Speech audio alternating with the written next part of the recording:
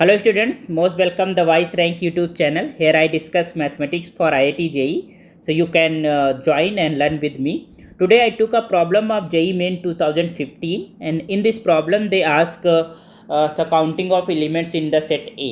तो let us see कि क्या problem है और इसको हम कैसे solve करेंगे. तो if the number of different reflexive relations on a set A is equal to the number of different symmetric relations on a set A.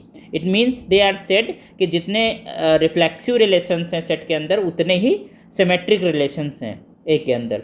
Then the number of elements in A is, तो number of elements A के अंदर कितने हैं. तो हमारे पास सबसे पहले तो हमें काउंटिंग पता होना चाहिए कि किसी सेट के अंदर अगर हमारे पास n नंबर ऑफ एलिमेंट्स हैं तो कितने उसके रिफ्लेक्सिव रिलेशन बनाए जा सकते हैं और कितने हमारे पास सिमेट्रिक रिलेशन बनाए जा सकते हैं. ठीक है, तो उसके लिए हमारे पास फार्मूला होता है. तो let us write the formula first, then equate them, है ना, उनको इक्वल कर दीजिए और फिर n वहाँ से हम कैलकुलेट करेंगे. तो let us see. So if there n number of element in the set A, ठीक है, तो हमारे पास रिफ्लेक्सिव रिलेशंस की काउंटिंग क्या होती है. So let there be n elements in set A. Okay, then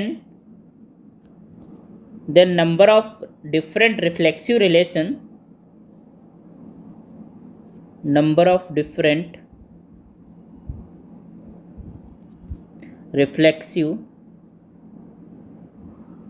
relations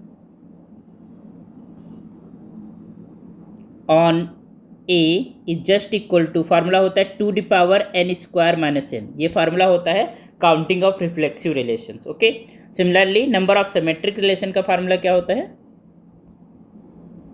उसको भी आप लिख लीजिए. Number of different symmetric relations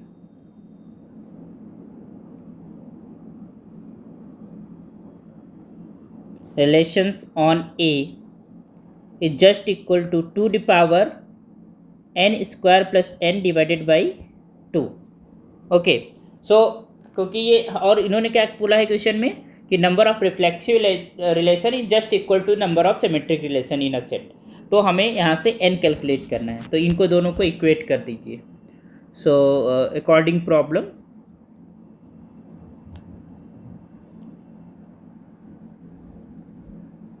आप इसको ऐसे लिख सकते हैं, that is 2 the power n square minus n is just equal to 2 the power n square plus n divided by 2. क्योंकि बेस हमारे पास सेम है तो इनके जो एक्सपोनेंट्स हैं दैट विल बी इक्वल, है ना. तो एक्सपोनेंट्स हमारे पास इक्वल हो जाएंगे. तो this implies what, this implies n square minus n is just equal to n square plus n divided by 2. तो यहाँ पर आप सिंप्लीफाई कर लीजिए. This 2 of n square minus n is just equal to n square plus n, and this implies this is 2 of n square minus 2n is just equal to n square plus n.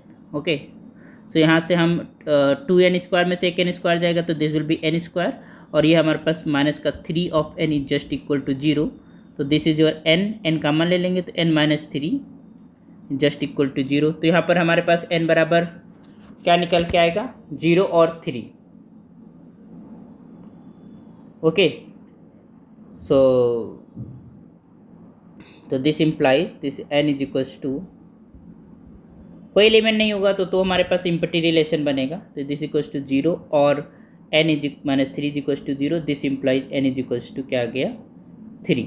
तो हमारे पास 3 elements at least होने, 3 हो या 0 हो. So that will form a that will give the number of reflexive and symmetric relation will be equal. Okay, तो यहाँ पर answer क्या आ जाएगा, n इज इक्वल्स टू 3. अब डिपेंड करेगा ऑप्शन में क्या है. And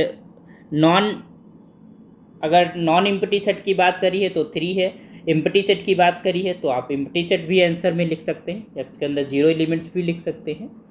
okay, so just remember this. तो this is your answer, n is equals to 3. Got it.